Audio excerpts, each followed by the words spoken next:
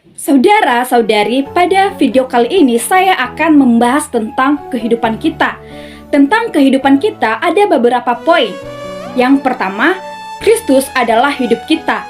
Banyak orang Kristen yang mempunyai konsepsi yang salah terhadap Tuhan, yakni menyangkal Tuhan telah meninggalkan suatu teladan yang baik di bumi untuk kita tiru. Memang dalam Alkitab ada perintah yang menyuruh kita meneladani Tuhan, atau dalam Alkitab yang mengatakan, kitab 1 Korintus pasal 11 ayat 1, jadilah pengikut sama seperti aku juga menjadi pengikut Kristus.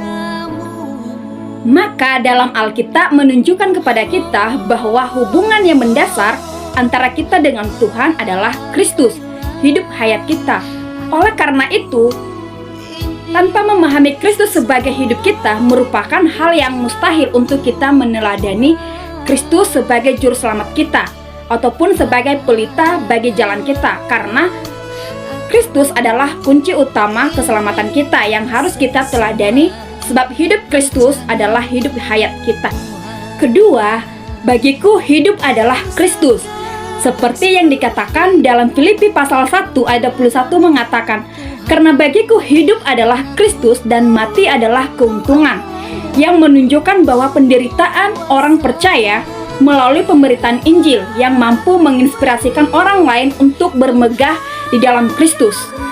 Saudara-saudari, kita harus mengetahui bahwa itu adalah anugerah atau kasih karunia Allah yang ajaib. Di sini ada satu jalan keluar agar semua orang yang gagal bisa beroleh kemenangan, yang najis bisa beroleh pentahiran, yang awam bisa dikuduskan, yang duniawi bisa menjadi surgawi, dan yang nafsani bisa menjadi rohani.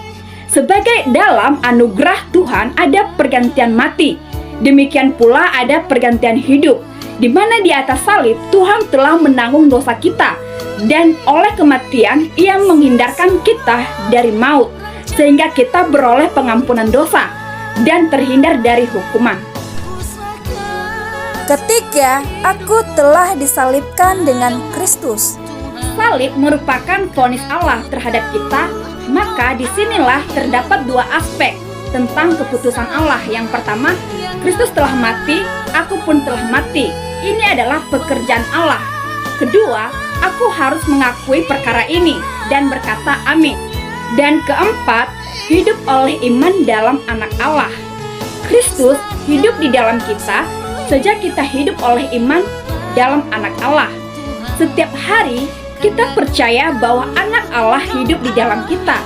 Kita berkata kepada Tuhan, dengan demikian, Tuhan, aku percaya bahwa Engkau menjadi hayatku, aku pun percaya bahwa Engkau hidup di dalamku. Sebab kita percaya demikian, maka kita pun hidup demikian.